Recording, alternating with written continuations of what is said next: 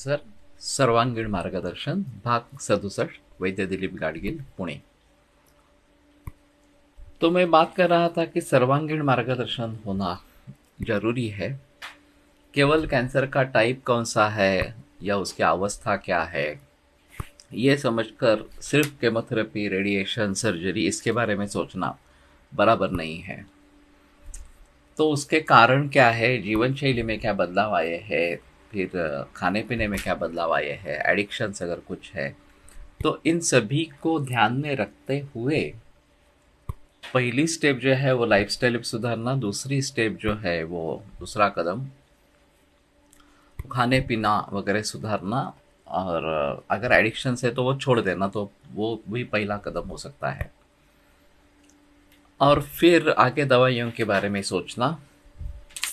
और अगर हम सर्वांगीण दृष्टि से विचार करेंगे तो शायद अभी जो केमोथेरेपी का हेवी डोज दिया जाता है शुरू से ही, वो देने की ज़रूरत नहीं पड़ेगी।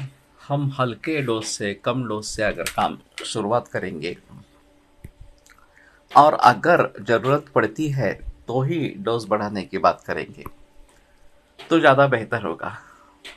लेकिन ये काफ़ी मुश्किल काम है क्योंकि एलोपैथी के लोगों को ये बात समझ लेनी है, और वो समझते हैं कि केवल एलोपैथी दे देंगे तो ही ट्रीटमेंट हो गई, नहीं तो ट्रीटमेंट नहीं होगी इस प्रकार से।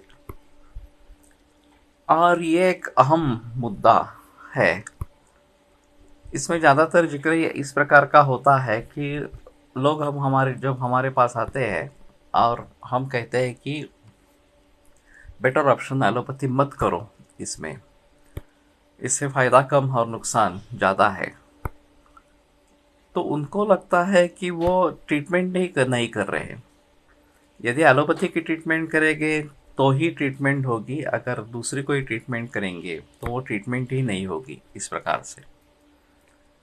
और एक फिर भावनिक इस प्रकार का जोर हो जाता है, स्ट्रेस उसका हो जाता है कि हम अपने मरीज का अच्छी तरीके से ख्याल नहीं कर रहे हैं, और फिर ये दर्पण भी काफ़ी महंगा साबित हो सकता है। तो इसलिए लोग फिर उसमें जाना चाहते हैं, और वो जाने के बाद अगर ऐसा होता है कि फ़ायदा नहीं हुआ बल्कि नुकसान ही खूब ज़्यादा हो गया, तो वो केस किसी के भी हाथ में नहीं रहती, हमारे भी हाथ में कुछ नहीं रहता, और फिर मुसीबत आ जाती है। तो इसलिए मैं समझता हूँ कि सभी डॉक्टर, सभी पैथी के डॉक्टर्स को उसके बारे में सोचना है कि किससे कितना का फ़ायदा होने की संभावना है, किससे कितना नुकसान होने की इस प्रकार की संभावना है। और वास्तव में लाइफस्टाइल में परिवर्तन लाना, खाने पीने में परिवर्तन लाना, इसमें नुकसान होने की कोई बात ही नहीं है। उससे हुआ तो फ़ायदा ही होगा, ऐसा ही है।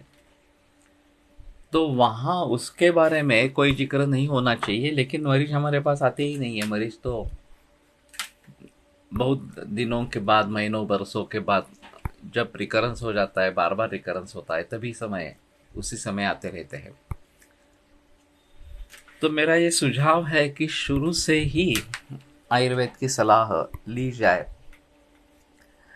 और कम से कम जीवन शैली में परिवर्तन लाइए, खाने पीने में परिवर्तन लाइए,